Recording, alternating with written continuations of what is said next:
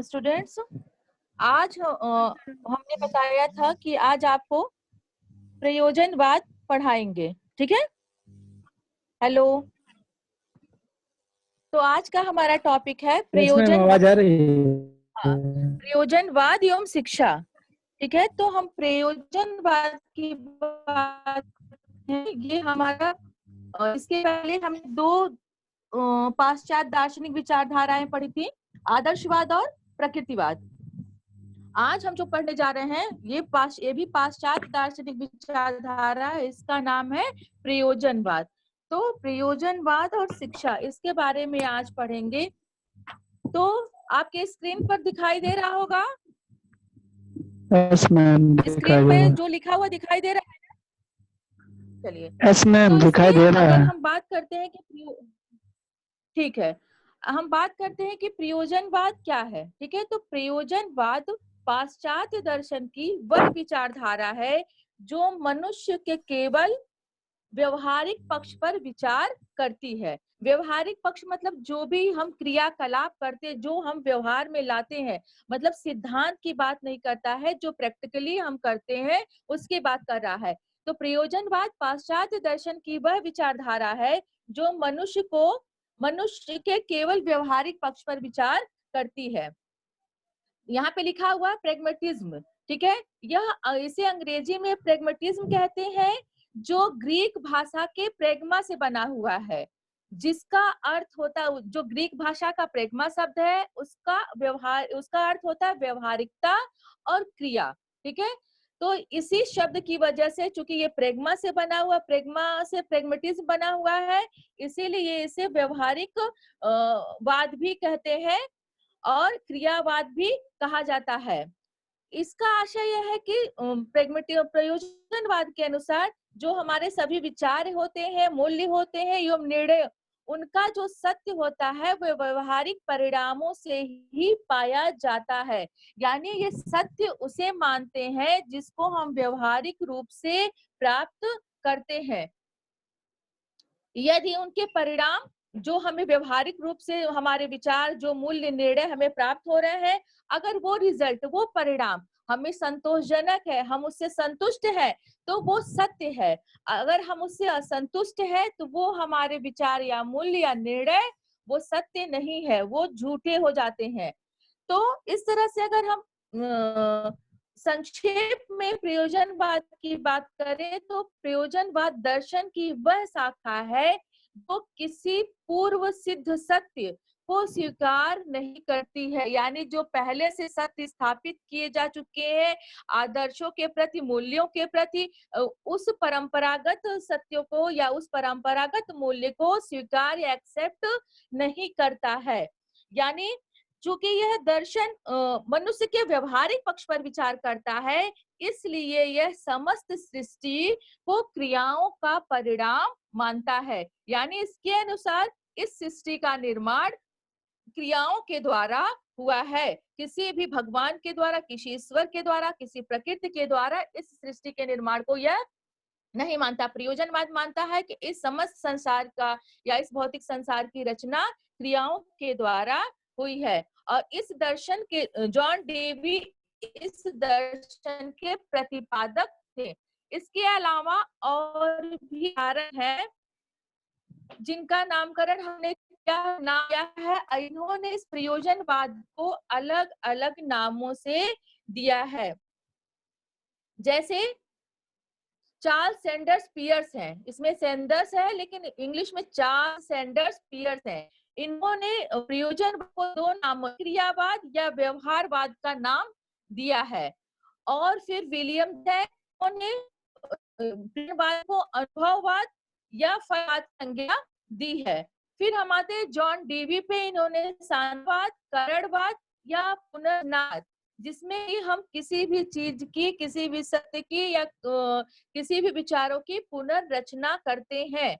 और किलपैट्रिक ने इसे प्रयोजनवाद की संज्ञा दी है। ये आप लोगों को एक नंबर के क्वेश्चन में आ भी सकता है कि इन प्रयोजनवाद के जो नामकरण हुए हैं किसने दिया है, या फला फला दार्शनिकों ने क्या नाम दिया है। तो इसको आप ध्यान दीजिएगा।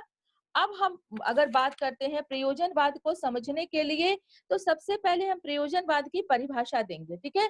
तो प्रयोजनवाद के अनेक रूप हैं और उसमें संसार और मानव जीवन की व्याख्या अलग-अलग रूपों में की गई है, ठीक है? जैसे अर्थक्रियावाद, अनुभववाद, करणवाद, प्रयोजनवाद, तो अलग-अलग जो प्रयोजनवादी थे, उन्होंने अलग-अलग तरीके से इसकी विवेचना की है या प्रयोजनवाद का वर्णन किया है। लेकिन और उसमें इन्होंने इस संसार को और मानव जीवन की अलग-अलग रूपों से व्याख्या की है। लेकिन दोनों सभी के वादों में एक समानता पाई गई है। सभी ने संसार और मानव जीवन के बारे में जो बताया है, वो विचारधारा उनकी मिलती-जुलती है। तो इस आधार पर सबसे पहले जो परिभाषा हम देते हैं वो है रॉस के शब्दों में। इन्होंने जो प्रयोजनवाद की परिभाषा दी, रॉस महोदय ने, इन्होंने कहा कि प्रयोजनवाद मूल रूप से मानवतावादी दर्शन है, जिसकी मान्यता यह है कि मनुष्य कार्य करके अपने मूल्यों का सृजन करता है। यहाँ पे सृजन टाइपिंग में छोटा सा रहेगा, ठीक है? छोटा सा में र लगेगा। वो इंग्लिश में वर्जन में टाइप नहीं हो पा रहा था, ये आप उसको शुद्ध कर लीजिएगा। अपने मूल्यों का सृजन करता है, मानता है कि वास्तविकता हमेशा निर्माण की अवस्था में रहता है और अपने स्वरूप का कुछ अंश भविष्य के लिए रख देता है। तो जो प्रयोजनवाद की परिभाषा रास महोदय ने दी, उन्होंने कहा कि ये दर्शन किस पर आधारित है या किसके लिए दर्शन है? मानवतावादी, यानी मनुष्य के लिए, मनुष्य जीवन का यह दर्शन है। जिसकी मान्यता यह है कि मनुष्य जो है अपने कार्यों के द्वारा अपने मूल्यों का निर्माण करता है, यानी हम जैसे कार्य करते हैं उन कार्यों के द्वारा हमारे मूल्यों का निर्माण होता है। और यह मानता है कि जो वास्तविकता है, जो सत्य है, जो रियलिटी है, वो हमेशा निर्माण की अवस्था में रहते हैं। ये नहीं है कि एक सत्य बन गया तो वो हमेशा के लिए रख दिया गया, वही एक अडिग सत्य हो गया। यह इस बात पर स्वीकार नहीं करते। इनका कहना है कि जो सत्य है या वास्तविकता है या रियलिटी है, वो हमेशा निर्माण की अवस्था में रहता है, यानी वो बदलता रहता है, निर्माण होता रहता है और अपने स्वरूप का कुछ अंश वो भविष्य के लिए रख देता है। ठीक है? वो वही सत्य पूरी तरह से भविष्य में लागू नहीं होता, क्योंकि धीरे-धीरे जब समय बदलता है तो हमारी आवश्यकताएं, हमारे विचार, हमारे आदर्श, हमारे मूल्य परिवर्तित रहते होते हैं। इसलिए इनके अनुसार प्रयोजनवादियों के अनुसार एक सत्य जो निश्चित है उसे हम भविष्य के लिए सत्य नहीं मान सकते हैं। सत्य में परिवर्तन होता रहता है। इसीलिए उन्होंने सत्य को कहा कि ये सत्य हमेशा निर्माण की अवस्था में रहता है। अब हम दूसरी भाषा देते हैं प्रिट के अनुसार। प्रिट महोदय ने प्रयोजनवाद की जो परिभाषा दी, इन्होंने कहा कि प्रयोजनवाद हमें अर्थ का सिद्धांत, ठीक है, सत्य का सिद्धांत और वास्तविकता का सिद्धांत देता है। ठीक है? यानी क्या अर्थ है, जो ज्ञान हम प्राप्त करें उसका क्या अर्थ है, क्या सत्य है और क्या वास्तविकता है, क्या रियलिटी है, उसका सिद्धांत हमें देता है। तो अ, अगर हम कहें इन परिभाषाओं के आधार पर अगर हम कंक्लूजन निकालें, प्रयोजन के सारे विचारों और सारे दार्शनिकों के मतों के आधार पर, प्रयोजनवाद तत्वों के आधार पर हम जो परिभाषा इसके निर्माण कर सकते हैं वो परिभाषा होगी, आप इसको नोट डाउन करना चाहिए, कर लीजिए, इसमें हमने नहीं डाला है, कि प्रयोजनवाद दर्शन की वह विचारधारा है जो इस ब्रह्मांड को विभिन्न तत्वों और क्रियाओं का परिणाम मानती है और यह मानती है कि यह भौतिक संसार ही और यह मानती है कि यह भौतिक संसार ही सत्य है और इसके अतिरिक्त कोई आध्यात्मिक संसार नहीं है। यह ईश्वर के विषय में विचार नहीं करती। यह ईश्वर के विषय में विचार नहीं करती और आत्मा को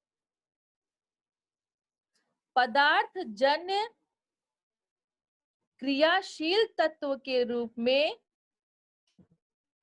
क्रियाशील तत्व के रूप में स्वीकार करती है और यह प्रतिपादन करती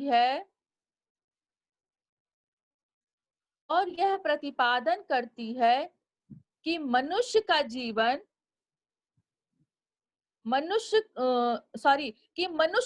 का उद्देश्य सुखपूर्वक जीना है। मनुष्य जीवन का उद्देश्य सुखपूर्वक जीना है, जिसे सामाजिक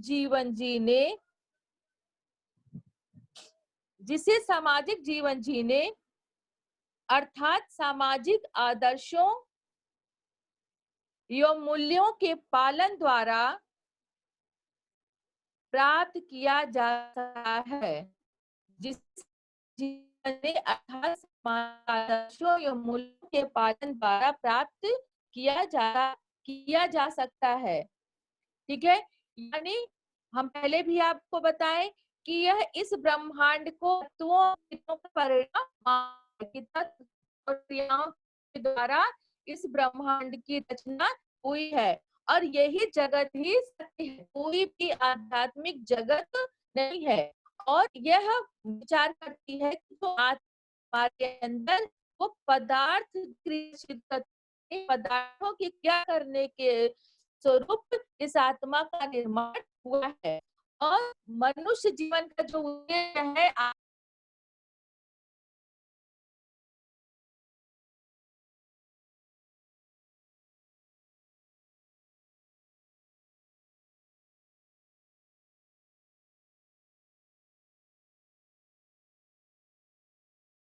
कि व्यक्ति खुद वैज्ञानिक तरीके से यानी उसको परिणाम के रूप में प्राप्त करे, उसे मतलब पूरी तरह से रियल वास्तविक हो उसकी शाश्वत मूल्यों का निर्माण करे। ऑडियो और क्लियर इनकी नहीं मैम। मान्यता है कब से नहीं हो रहा, अभी तुरंत से। हेलो, रिवाइज कर दीजिए, कुछ बैक हो गया कहाँ था। तक क्लियर हो चुका? हाँ तो कहाँ से वो बताइए, कहाँ पेंट से की रिवाइज जो कर दिया आप बता दीजिए। पेंट की जो प्रिंसिपल है वो कंप्लीट होगा। प्रेट शिक्षा के अर्थ का स्टार्ट करिए। प्रेट की परिभाषा से वो कंप्लीट हो गया शिक्षा मैम, के पेट की अर्थ से परिभाषा दीजिए। कंप्लीट हो गई। हाँ हाँ, शिक्षा के अर्थ से हाँ, इसे स्टार्ट कर करिए। दीजिए।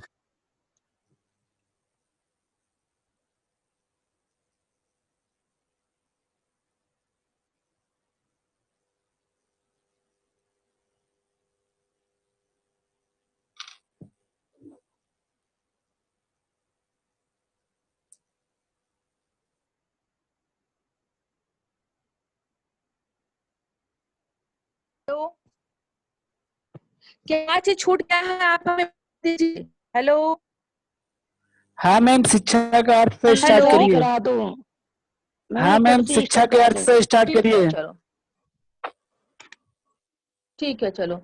तो जब हम शिक्षा प्रयोजनवाद के अनुसार शिक्षा की बात करते हैं कि उन्होंने शिक्षा का क्या स्वरूप दिया या शिक्षा का क्या अर्थ दिया, इसमें यह है कि शिक्षा के क्षेत्र में प्रयोजनवाद जो है परंपरागत और अनुदान ज्ञान के विरुद्ध क्रांति किया। ठीक है, यानी कि जो परंपरागत ज्ञान चला आ रहा था, अनुदार मतलब रूढ़िवादी ज्ञान, जो रूढ़िवादिता वाला ज्ञान था उसका उन्होंने विरोध किया। इसने शिक्षा का जो कॉन्सेप्ट दिया, शिक्षा की संकल्पना दी, उसके कई रूप हैं जो निम्नलिखित दिए हुए। पहला है शिक्षा अनुभवों का पुनर्निर्माण करने वाली प्रक्रिया है। क्योंकि ये पहले से किसी भी चीज में, किसी भी मूल्य में, किसी भी सत्य विश्वास नहीं करती, इसलिए इसका कहना है कि जो हम स्वयं अनुभव प्राप्त करें उसके द्वारा हम उन अनुभवों का खुद निर्माण करें। तो शिक्षा के द्वारा हम निर्माण करते हैं। तो दूसरा है शिक्षा वातावरण के साथ अनुकूलन स्थापित करने वाली प्रक्रिया है। यानी कि शिक्षा जो हमारा सामाजिक वातावरण है, जो हमारा परिवेश है, उसके द्वारा हम उसमें अनुकूलन स्थापित करते हैं। शिक्षा ही हमें वो सिखाए जिसके द्वारा हम वातावरण से अनुकूलन स्थापित कर सके। अगला पॉइंट इनके अनुसार है कि शिक्षा स्वयं जीवन है। क्योंकि शिक्षा के द्वारा हम इस सामाजिक परिवेश में अनुकूलन करते हैं, सामाजिक वातावरण में। इसने कहा शिक्षा जीवन है, हम अपने अनुभवों द्वारा, अपनी क्रियाओं के द्वारा इसका निर्माण करते हैं। अगला पॉइंट है शिक्षा सामाजिक जीवन का आधार है तथा सामाजिक कुशलता प्राप्त करने की प्रक्रिया है। इन्होंने सामाजिकता को जो महत्वपूर्ण स्थान दिया है, तो इनके अनुसार जो शिक्षा होती है वो हमारे सामाजिक जीवन जीने का आधार है और शिक्षा के द्वारा ही हम उन कुशलताओं को प्राप्त कर पाएंगे जिससे कि हम अपने सामाजिक जीवन को जी सके।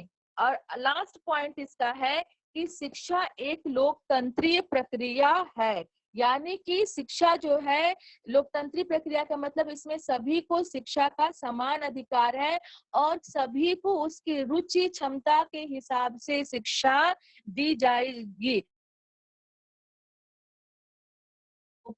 नहीं जाएगा।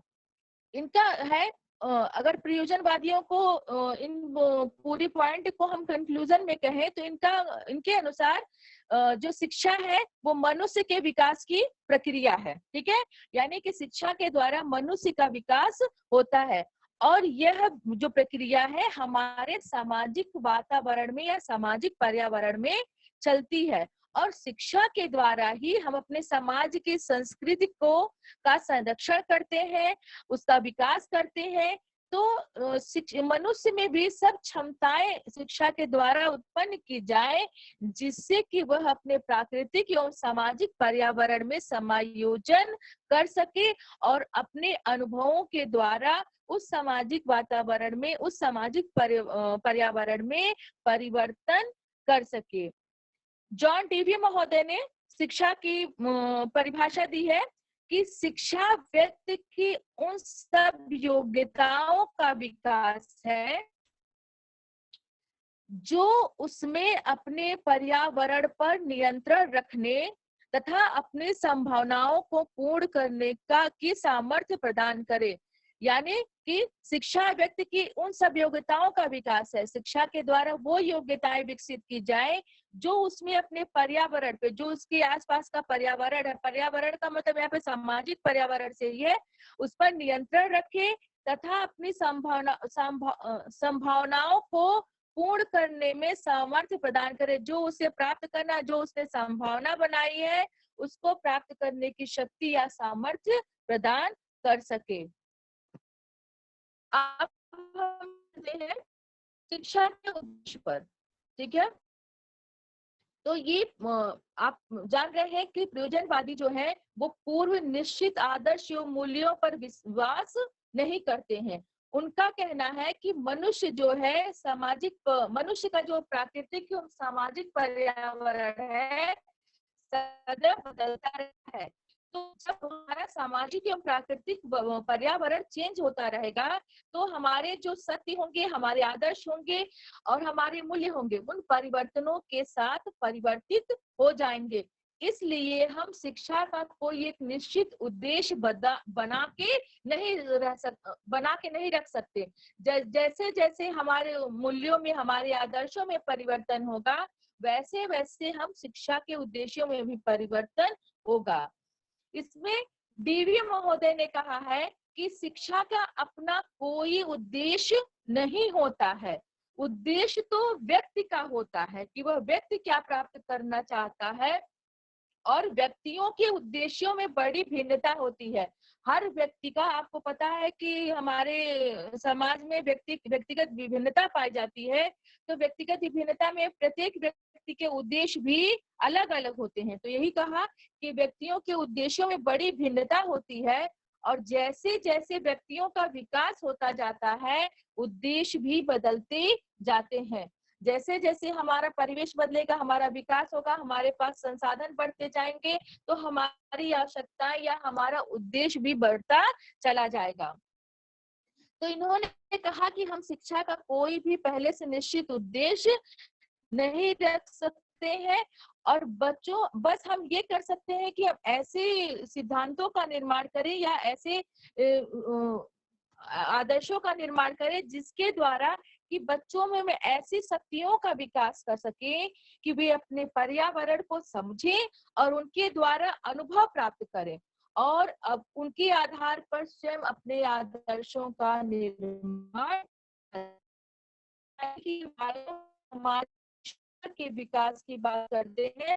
पर्यावरण का मतलब सामाजिक पर्यावरण, उसको वो समझे और उनके आधार पर क्रिया करके अपने आदर्शों का निर्माण करें। इसमें हमने यहाँ पे पॉइंट वाइज दिया हुआ है कि पहला जो हमने उद्देश्य कार्य बताया है वह है नवीन आदर्शों का सृजन करना, यानी जो के अनुसार हमारे आदर्श बदल रहे हैं हम सृजन करें, उनका हम निर्माण करें। और दूसरा है सामाजिक कार्य कुशलता का विकास करना, कि ऐसे शिक्षा का उद्देश्य हो जो हमारे सामाजिक गुणों का विकास कर सके। तीसरा है वातावरण के साथ समायोजन की क्षमता का विकास करना, यानी शिक्षा के द्वारा बालक का जो वातावरण है, जो बदलता परिवेश है, उसके समायोजन कर अगला है, यहाँ पे चेंज ड़ छूट गया है, सत्यान्वेष नहीं है, सत्यान्वेषण है। सत्यान्वेषण की योग्यता विकसित करना। सत्य और अन्वेषण, अन्वेषण मतलब होता है खोज करना, यानी शिक्षा का उद्देश्य ऐसा हो कि बालक स्वयं सत्य की खोज कर सके, अपने अनुभवों एवं अपने क्रियाओं के द्वारा वो सत्य का अन्वेषण कर सके। अगला कि उपयोगी निर्देशन प्रदान करना, कि हमारे शिक्षा का उद्देश्य ऐसा हो कि बालक को उनके उपयोग के अनुसार, जो उनके लिए उपयोगी हो, वैसा निर्देशन या डायरेक्शन प्रदान कर सके। अगला पॉइंट है कि लौकिक आनंद की प्राप्ति। तो आपने इसमें देखा कि इनका उद्देश्य जो प्रयोजनवादियों का, कि जीवन को सुख पूर्वक जीना। लौकिक मतलब सांसारिक, हम इस सांसारिक जो आनंद है, खुशी है, सुख है, उसकी प्राप्ति कर सके। तो शिक्षा में का निर्माण करते समय हमें उन उद्देश्यों का भी ध्यान रखना चाहिए जिससे कि बालक लौकिक आनंद को प्राप्त कर सके। नेक्स्ट पॉइंट है लोकतंत्रात्मक आदर्शों का विकास करना। शिक्षा का उद्देश्य का निर्माण करते समय यह भी ध्यान देना चाहिए कि जो हमारे आदर्श हो लोकतंत्रात्मक हो। ठीक है, आपका उसमें सभी बच्चों को अवसर दिया जाए, उनकी रुचि, क्षमता, आवश्यकता, उनकी बौद्धिक योग्यता के अनुसार दिया जाए। अगला है लचीले व गतिशील मस्तिष्क का विकास करना। लचीला और गतिशील, गतिशील मतलब कि जो आगे का सोचता जाए, ठीक है, जितना ज्यादा सोच सके, और लचीला कि जिस तरह का एनवायरमेंट हो, जिस तरह का परिवर्तन, उसके हिसाब से हम फ्लेक्सिबल हो सके, लचीले हो सके। तो जो शिक्षा का उद्देश्य ऐसा हो कि जिसके द्वारा बालक में लचीले व गतिशील मस्तिष्क का विकास हो सके, ताकि वो बदलते हुए पर्यावरण के अनुसार अपने अपने मस्तिष्क का वो विकास कर सके। ठीक है, अब हम आते हैं पाठ्यक्रम पर। तो ये पहले, जब हमारा उद्देश्य पहले से निश्चित नहीं रहेगा और हमारे आदर्श नहीं निश्चित है, ये पहले से निश्चित सत्य को मानता ही नहीं है, तो क्या होगा? ये पूर्व निश्चित पाठ्यक्रम को प्रयोजनवादी स्वीकार नहीं करते हैं। इनका कहना है कि प्रयोजनवादी जो विचारक है वो अनुभव केंद्रित पाठ्यक्रम पर बल देते हैं। ये पहले से निश्चित पाठ्यक्रम को कोई स्थान नहीं देते हैं। इनके अनुसार जब हमारे अनुभव और आवश्यकता बदलती रहेगी तो हमारी पाठचर्या भी बदलती रहेगी, इसलिए पहले से पाठ्यक्रम का निर्धारण नहीं किया जा सकता है। इन प्रयोजनवादियों के अनुसार जो पाठ्यक्रम का निर्माण होगा वो देश और काल, यानी काल मतलब समय, देश, काल और परिस्थिति, जो उस समय की परिस्थितियां रहेंगी, और विद्यार्थी की रुचि और विद्यार्थी की आवश्यकता और योग्यता व उपयोगिता को ध्यान में रखकर निर्मित होना चाहिए। जो पाठ्यक्रम का निर्माण करे, जब जिस समय जिस देश की उस समय की उस परिस्थिति की और विद्यार्थियों की रुचि, आवश्यकता, योग्यता और जो विद्यार्थियों के लिए उपयोगी हो, उनको ध्यान में रखकर पाठ्यक्रम का निर्माण करना चाहिए। पाठ्यक्रम को कुछ विशेष विषयों तक सीमित नहीं रखना चाहिए कि कुछ ही विषयों को समावेश कर दिया जाए, अपितु पाठ्यक्रम समय की मांग एवं परिवेश के अनुसार परिवर्तित होते रहने चाहिए। जैसे आज देखिए टेक्नोलॉजी का टाइम आ गया है, तो सब्जेक्टों में हमारे विषयों में कंप्यूटर, आईसीटी, इन सब विषयों का समावेश किया जा रहा है। अभी फिलहाल जल्दी ही सीबीएसई का इस संदर्भ में एक नया डिसीजन आया है कि 6 to 12th क्लास तक हम 9 स्किल विषयों का शिक्षण दिया जाएगा, जिससे बच्चा अलग जिस विषय में उसकी क्षमता हो, योग्यता हो या रुचि हो, उस एक विषय को चयन करे, ताकि वह आगे चल के अपना उसमें क्या कहते हैं, अपने जीवन को शब्द मुझे याद नहीं आ रहा है, अपना फ्यूचर बना सके, उस चीज में अपने फ्यूचर को सिक्योर कर सके और उसको अपने रोजगार का अवसर उसमें देख सके कि उसे मिले। तो सीबीएसई ने एक नया रूल बनाया है। फिर हम आते हैं पाठ्यक्रम को पहले कोई पाठ्यक्रम निश्चित नहीं किया, उन्होंने कुछ सिद्धांत बनाए हैं प्रयोजनवादियों ने कि इन सिद्धांतों के आधार पर हम पाठ्यक्रम का निर्माण कर सकते हैं। तो सबसे पहला जो इनका है सिद्धांत है उपयोगिता का सिद्धांत। उपयोगिता का सिद्धांत कि जो हमारे लिए उपयोगी हो। इनका कहना है कि जो बच्चे होते हैं उन्हीं विषयों क्रियाओं का बच्चों को उन्हीं विषयों क्रियाओं का ज्ञान देना चाहिए। अलग बच्चों की आवश्यकताएं अलग अलग है, ज्ञान की जो दक्षता होती है वो सारे बच्चों के लिए नहीं हो सकते। जैसे आप देखिए, हेलो, हाँ मैम, आवाज नहीं आ रही है? अब आ रही है। आ रही है मैम, आ रही है। कोई है ना, अब आ रही है? हाँ हाँ हाँ मैम, अब आ रही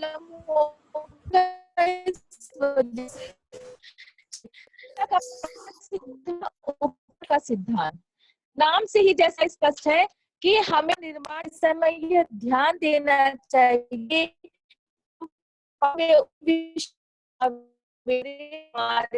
हो बच्चों के विषयों ज्ञान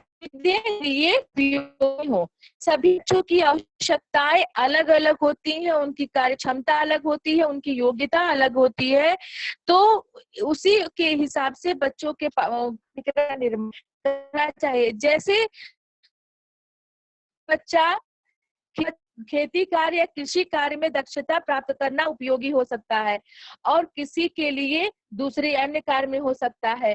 जैसे गृह विज्ञान का विषय है, तो गृह विज्ञान क्या है, वो लड़कियों के लिए उपयोगी है, लड़कों के लिए उपयोगी नहीं है। तो गृह विज्ञान विषय को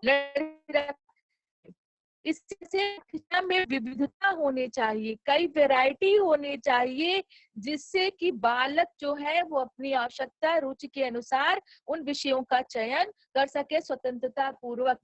बच्चों को बल पूर्वक कोई भी विषय, कोई भी पाठचर्या नहीं पढ़ानी चाहिए। उससे क्या होगा, जब उनका रुचि नहीं रहेगा तो पढ़ने में इंटरेस्ट नहीं लेंगे, तो जो परिणाम प्राप्त करना है वो परिणाम प्राप्त नहीं होगा। क्योंकि जिस कार्य को हम अपने रुचि से करते हैं उसमें हम अपना पूरी मेहनत लगा देते हैं, लेकिन जिसमें रुचि नहीं होता वो उस कार्य के हम उस उद्देश्य को प्राप्त कर ही नहीं सकते हैं। दूसरा है रुचि का सिद्धांत। इसमें हम पहले ही आपको बता चुके कि पाठचर्या का निर्माण करते समय हमेशा इस सिद्धांत का ध्यान रखना चाहिए कि जो भी हम पाठ्यक्रम का निर्माण करें वो बच्चों की रुचि के अनुसार हो, क्योंकि जो बालक की प्रवृत्ति होती है वो गतिशील होती है, वो चलती रहती है, बदलती रहती है, तो उनकी स्वाभाविक प्रवृत्तियों और रुचियों के आधार पर ही शिक्षा देनी चाहिए।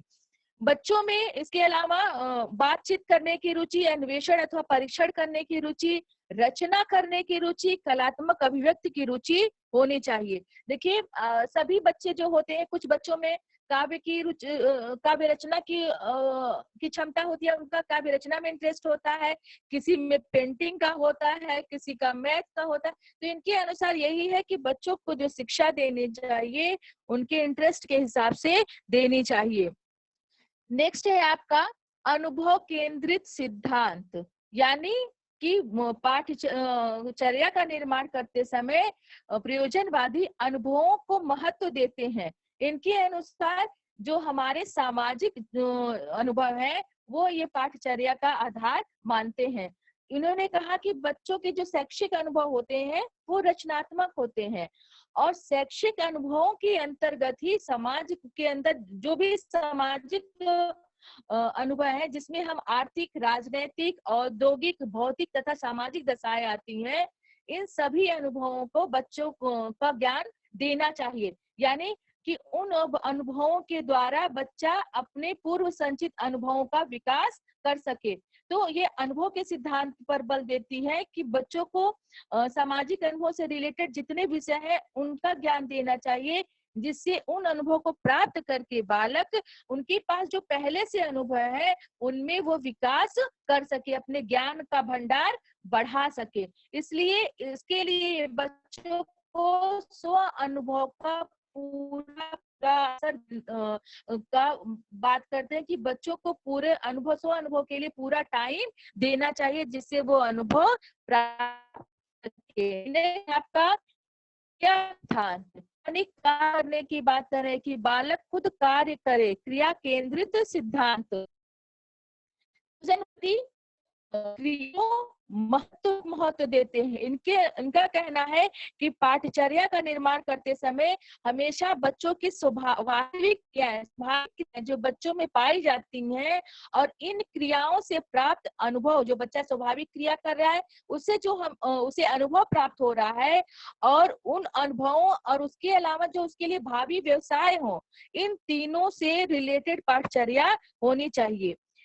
इन्होंने कहा कि पाठ्यचर्या में पाठ विषयों के अतिरिक्त सामाजिक क्रियाओं का भी स्थान देना चाहिए, जिससे बच्चों में सामाजिक विकास हो सके। ठीक है, तो इन्होंने पाठ्यचर्या में क्रिया के सिद्धांत का जगह दिया कि क्रिया के सिद्धांत पर पाठ्यचर्या का निर्माण होना चाहिए, जिससे कि बच्चों की वास्तविक क्रियाओं और उन क्रियाओं से प्राप्त अनुभव और भावी व्यवसायों का समावेश उसमें पाठ्यचर्या में हो। नेक्स्ट है एकीकरण का सिद्धांत। एकीकरण का सिद्धांत जैसे शब्द से ही आपको पता चल रहा है कि चीजों को एक कर देना। ठीक है, ये ज्ञान को खंड खंड टुकड़े में नहीं मानते, इनका ये ज्ञान को एक इकाई के रूप में मानते हैं। इनका कहना है प्रयोजनवादियों का कि बच्चों को किसी भी स्तर पर, प्राथमिक स्तर पर, माध्यमिक स्तर पर, उच्च स्तर पर, किसी भी स्तर पर जो भी विषय पढ़ाए जाएं या जो क्रियाएं कराए जाएं, उनको उन सबको एक इकाई के रूप में प्रस्तुत करना आवश्यक है, और उन क्रियाओं में आपसी संबंध होना चाहिए। ठीक है, आप अपने ही सब्जेक्ट से एक उदाहरण ले लीजिए कि जैसे हम आपको प्रयोजनवाद आज पढ़ा रहे हैं। ठीक है, तो अगर हम प्रयोजनवाद को पाठ्य शुरू से अभी तक का एक बार में पढ़ा दें, ठीक है, तो आपको वो पूरा कंटेंट एक दूसरे से कोरिलेट होके समझ में आ जाएगा। लेकिन हम एक टुकड़ा आज पढ़ाएं, एक टुकड़ा 2 दिन बाद पढ़ाएं, तो क्या होगा, आपके ज्ञान में तालमेल नहीं आ पाएगा, एक रूपता नहीं आ पाएगी। या आपका जो चैप्टर है, हम पहले कभी आदर्शवाद पढ़ा दे, कभी हम फिर आपको शिक्षा और समाज पढ़ा दे, या फिर कभी हम भारतीय दार्शनिक पढ़ा दे, कभी हम पाश्चात्य दार्शनिक को पढ़ाने लगे, कभी हम शिक्षा का अर्थ आपको ना बताएं और सीधे दर्शन बताना शुरू कर दे, तो क्या होगा, आपके इस पाठ्यक्रम में तारतम्यता नहीं रहेगी। तो इनका यही है कि एकीकरण का सिद्धांत कि बच्चों को जो भी सिखाया जाए, जो भी पढ़ाया जाए, उसको एक इकाई के रूप में पढ़ाया जाए, और उन यूनिट में आपस में उन इकाइयों में एक दूसरे से रिलेट हो, से बात ज्ञान को एकीकरण करके पूरे उसके साथ को समझ सके। और जब हम क्रिया को आधार बनाए तो इन विषयों के ज्ञान एवं क्रियाओं का प्रशिक्षण बाल के अवस्था के अनुसार ही विकसित हो। ये आपका पाठचर्या निर्माण का सिद्धांत है। अगला सिद्धांत है आपका सामाजिकृत सिद्धांत। यानी जब हम पाठचर्या का निर्माण करते हैं प्रयोजनवादियों के अनुसार, इनका कहना है कि ये सामाजिक पर्यावरण को ज्यादा महत्व देते हैं, सामाजिक ज्ञान को महत्व देते हैं। तो पाठचर्या का निर्माण करते समय हमें ऐसे विषयों का भी समावेश करना चाहिए जिसमें कि सामाजिक गुणों या सामाजिक कौशल वाले विषय भी हों, जिससे बच्चे के अंदर सामाजिक कुशलता का विकास हो सके और वो अपने सामाजिक जीवन यापन में अनुकूलन स्थापित कर सके। लास्ट पॉइंट है विविधता का सिद्धांत। विविधता मतलब कि कई चीजें होनी चाहिए, वैरायटी होनी चाहिए। इनका कहना है कि पाठ्यक्रम निर्माण करते समय इस बात का भी ध्यान रखना चाहिए या इस सिद्धांत विविधता के सिद्धांत का प्रयोग करना चाहिए कि पाठ्यक्रम में विविधता हो, संकीर्णता नहीं हो। जब ब्रॉड पाठ्यक्रम होगा, कई तरह के पाठ्यक्रम होंगे, उसमें वैरायटी पाई जाएगी, तो बच्चा अपनी रुचि आवश्यकता के अनुसार उन पाठ्यक्रम को, उन विषयों का चयन कर सकेगा। ठीक है, अब हम आगे बढ़ते हैं शिक्षण विधि पर कि प्रयोजनवादियों के अनुसार शिक्षण विधि क्या थी। ठीक है, शिक्षण विधि जैसा कि आपको पता है कि जब इनका सिद्धांत पाठचर्या नहीं पहले से निर्धारित थी और इनके उद्देश्य नहीं पहले से निर्धारित थी, तो इनका ये भी कहना था कि जो हमारी आवश्यकता हो, जिस तरह के विषय हो, जिस तरह का पाठ्यक्रम हो, उस हिसाब से शिक्षण विधियां बनाई जाए। इसलिए इन्होंने शिक्षण के लिए कुछ सिद्धांत बताए हैं। शिक्षण विधियों के लिए इन्होंने अपने सिद्धांतों का निर्माण किया है। इनका कहना है कि शिक्षण सिद्धांतों तथा शिक्षण विधियों के क्षेत्र में प्रयोजनवाद की महत्वपूर्ण है। यह वाद रूढ़िवादी परंपरागत निष्क्रिय शिक्षण विधियों का समर्थन नहीं करते, जैसे कि वाद विधि, व्याख्यान विधि, प्रश्नोत्तर विधि, क्योंकि यह बालक को केंद्र स्थान मानता है। और इन विधियों में जो परंपरागत विधियां हैं, वाद विवाद में तो थोड़ा बच्चे का आ जाएगा, वार्तालाप विधि और व्याख्यान विधि, इन विधियों में बच्चा जो होता है वो निष्क्रिय हो जाता है और सिर्फ उसकी एक इंद्रिय, सुनने की इंद्रिय कान ही सिर्फ काम करता है और बाकी इंद्रियां उसकी निष्क्रिय पड़ी रहती। इसलिए परंपरागत विधियों का विरोध करते हैं और ये नई नई विधियों के लिए शिक्षण की नई विधियों की बात करते हैं, जिसमें कि मनोवैज्ञानिक शिक्षण विधियां हो, जिसमें कि मनोवैज्ञानिकता का मतलब कि बालक को स्थान उसमें दिया जाए। तो इनके आधार पर इन्होंने जो शिक्षण विधियां बताई हैं वो है आपका पहला, सीखने की उद्देश्यपूर्ण प्रक्रिया का सिद्धांत। यानी जो शिक्षण विधि हो वो ऐसी हो कि बच्चा सीखने के लिए वह उद्देश्यपूर्ण प्रोसेस हो, जो सिखाया जा रहा हो वो बच्चे के लिए यूजफुल हो, उसका कोई ना कोई उद्देश्य हो। दूसरा है क्रिया या अनुभव से सीखने का सिद्धांत, यानी कि जो कार्य हम खुद करके सीखते हैं, खुद अनुभव प्राप्त करते हैं, वो क्या होगा, उस विधि से सीखा हुआ ज्ञान स्थायी होगा। तीनों ने क्रिया या अनुभव के सिद्धांत को महत्व दिया। आपको पता भी होगा, कोई कार्य आपको वर्बली बताया जाए, उसके द्वारा जो आप ज्ञान प्राप्त करेंगे और उस कार्य को आप खुद करिए, तो दोनों के ज्ञान में अंतर होगा। इन्होंने क्रिया द्वारा ज्ञान को या क्रिया विधि को महत्व दिया है। अगला है एकीकरण का सिद्धांत। वही जो एकीकरण का सिद्धांत हमने पाठचर्या में बताया था कि शिक्षण विधि जो हो एक करके पढ़ाई जाए, मतलब टुकड़े टुकड़े में ना पढ़ाया जाए। विषयों को पढ़ाते समय ये ध्यान दिया जाए कि वो एक दूसरे में तारतम्यता हो, एक दूसरे से उसमें कोरिलेशन हो, एक बच्चा सीख ले फिर अगले कंटेंट पर आगे बढ़े ताकि उसमें तारतम्यता बनी रहे। नेक्स्ट है बाल केंद्रित सिद्धांत। ये आपको इसके पहले आप प्रकृतिवाद में पढ़ चुके हैं, इससे आप जान चुके होंगे कि बाल केंद्रित सिद्धांत यानी कि बालक के चारों तरफ ऐसे शिक्षण विधि अपनाई जाए जिसमें बालक ही केंद्र हो। यानी कि बालक को कार्य करने का, बालक को सीखने का, बालक को अनुभव प्राप्त करने का अवसर दिया जाए। शिक्षक जो हो सिर्फ पथ प्रदर्शक के रूप में कार्य करे। जो भी शिक्षण विधि अपनाई जाए जिसमें ज्यादा से ज्यादा कार्य बालक द्वारा किया जाए, बालक स्वयं प्रयास करके सीखे। नेक्स्ट है और लास्ट सिद्धांत है सामूहिक क्रिया का सिद्धांत। ऐसी भी बनाई जानी चाहिए जिसमें बालक सामूहिक क्रियाओं के द्वारा एक दूसरे के साथ क्रिया करके शिक्षा प्राप्त करे। अब हम आते हैं शिक्षण विधि में जो प्रयोजनवादी की शिक्षण विधि सबसे प्रमुख या प्रसिद्ध विधि है, इसे हम योजना विधि के नाम से जानते हैं। ठीक है, तो योजना विधि जो है इसे आप प्रोजेक्ट विधि भी कह सकते हैं। इसे जॉन डीवी ने दिया था। ठीक है, यह इनकी महत्वपूर्ण विधि है। इस विधि में जो विधि से बालक को पढ़ाया जाता है योजना विधि के द्वारा, इसमें सीखने वाला यानी अधिगम करता जो है स्वयं योजना बनाता है और उस योजना के अनुरूप वह सीखता है या अधिगम करता है। तो इस विधि में जो इस विधि को समस्या समाधान विधि भी हम कहते हैं, जो जॉन डीवी ने दिया है, योजना विधि या समस्या समाधान विधि। तो इस विधि के ये 5 स्टेप हैं।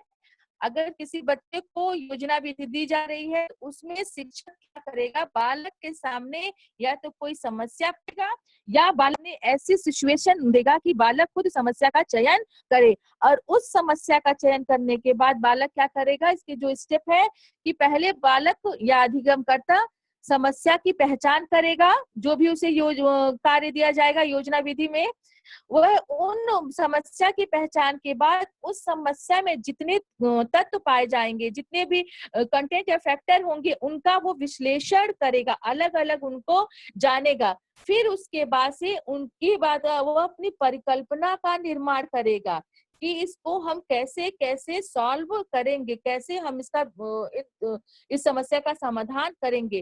तो जब वो अपनी परिकल्पना का निर्माण कर लेगा तो अपनी परिकल्पना के निर्माण के बाद वह उन परिकल्पनाओं का परीक्षण करेगा, टेस्टिंग करेगा। उसके बाद उस परीक्षण के बाद जो रिजल्ट आ जाएगा उससे वह मूल्यांकन करेगा। ठीक है, इसके बाद ये तो आपका जॉन डीवी ने दिया था प्रोजेक्ट योजना विधि। इसके अलावा इसको इंग्लिश में प्रोजेक्ट या प्रोजेक्ट भी कहते हैं, लेकिन इसके अलावा सिर्फ प्रोजेक्ट विधि एक आती है जिसके जन्मदाता किलपैट्रिक ने प्रोजेक्ट विधि का, इसी के आधार पर उन्होंने प्रोजेक्ट विधि का निर्माण किया था।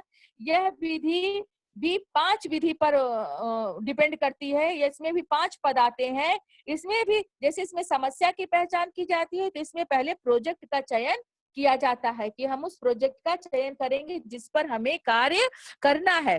फिर उसमें हम समस्या के तत्वों का विश्लेषण करते हैं। तो जॉन डीवी के अनुसार हम उसमें लक्ष्य का निर्धारण करते हैं कि इस प्रोजेक्ट में हम किस लक्ष्य को प्राप्त करना है, हमने क्या लक्ष्य का निर्धारण किया है। उसके बाद उस लक्ष्य के हिसाब से हम तीसरा जो स्टेप है, तीसरा चरण है, उसमें हम योजना का निर्माण करते हैं उस लक्ष्य को प्राप्त करने के लिए। और चौथे स्टेप में हम उस योजना का क्रियान्वयन करते हैं और फिर लास्ट में मूल्यांकन करते हैं। तो डीवी के इसी स्टेप को थोड़ा सा नाम बदल के किलपैट्रिक ने प्रोजेक्ट विधि नाम दिया था। दोनों आपस में मिलते जुलते हैं, जो प्रयोजनवाद की प्रमुख विधि है।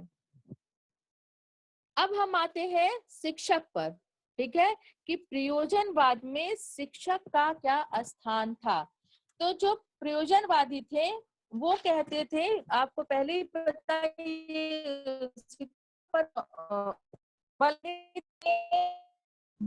खुद सीखने पे बच्चा स्वयं ज्ञान की खोज करे। तो ये शिक्षक का बहुत महत्वपूर्ण कहना है कि जो बच्चे हो स्वयं ज्ञान से करने में शिक्षक जो हो एक निरीक्षक या पथ प्रदर्शक का कार्य करे। शिक्षक बच्चों को ज्ञान देने के स्थान पर उन्हें ऐसा इन्वायरमेंट दे, ऐसे इन्वायरमेंट या पर्यावरण का निर्माण करे जिससे बालक सही निर्णय निकालने में समर्थ हो। और शिक्षकों का यह भी कर्तव्य है कि वह बच्चों की समस्याओं के प्रति संवेदनशील हो और बच्चों को उन समस्याओं को हल निकालने के लिए क्रियाशील बनाए, जिससे वे अपने जीवन में किसी भी क्षण किसी भी समस्या का हल कर सके। यानी ये शिक्षक को एक पथ प्रदर्शक निर्देशक के रूप में जानते हैं कि जो बच्चों को में उनका मतलब उनका एक तरह से निरीक्षण करके उनको बताए, उनका सुपरविजन करे, उनको राह दे, लेकिन जो कार्य करे, जो ज्ञान की खोज करना, वो स्वयं बच्चों को ही करना है। सिर्फ शिक्षक जो उनको रास्ता बताए या ऐसे पर्यावरण का निर्माण करे कि बच्चा स्वयं उसमें अपनी समस्याओं का समाधान कर सके। अब हम आते हैं शिक्षार्थी पर, ठीक है, कि प्रयोजनवाद में शिक्षार्थी को क्या स्थान मिला था।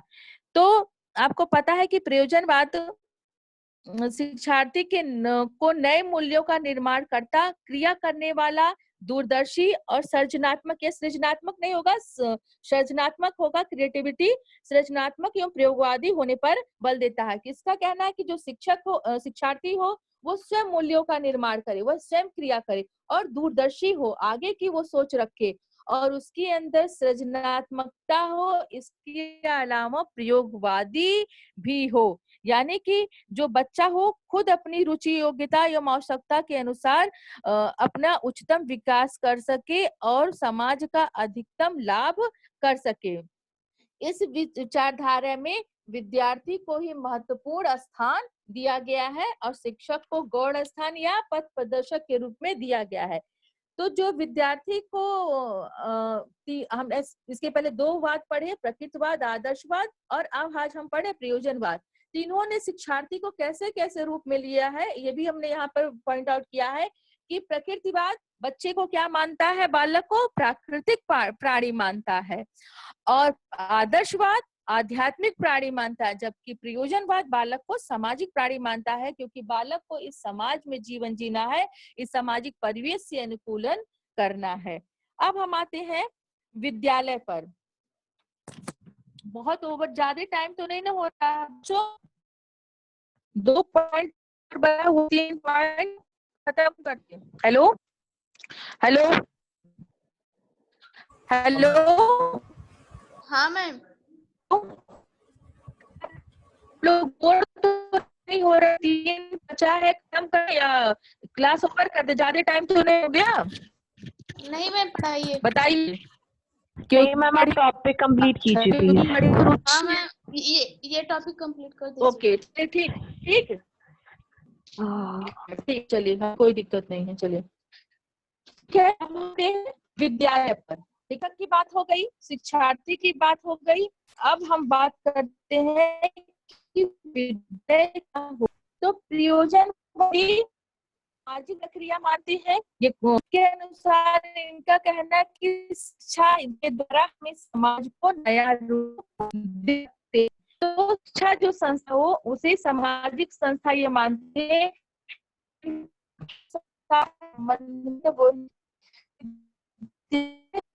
मैम बिल्कुल आवाज कट रही है आपकी, कुछ भी समझ में नहीं आ रहा। चलिए फिर से सुनिए। विद्यालय की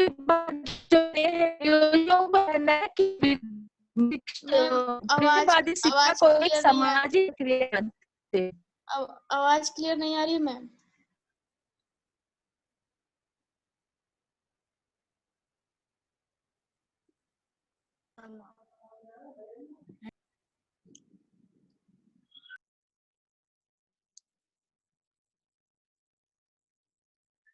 जो परंपरागत विद्यालय आ रहे हैं उनका ये विरोध कर रहे थे, क्योंकि इसमें पहले से आदर्श, पहले से सत्य, पूर्व निश्चित सत्य या आदर्श उनका ज्ञान कराया जाता था। इसलिए इन्होंने परंपरागत विद्यालयों का विरोध किया और इनके दृष्टि में विद्यालय जीवित प्रयोगशालाएं होनी चाहिए कि यहाँ पर बच्चा खुद करके सीखे, वो सामाजिक परिस्थितियों के बीच में खुद कार्य करे, निरीक्षण करे, अनुभव करे। मैम बार बार हट रहा है इसलिए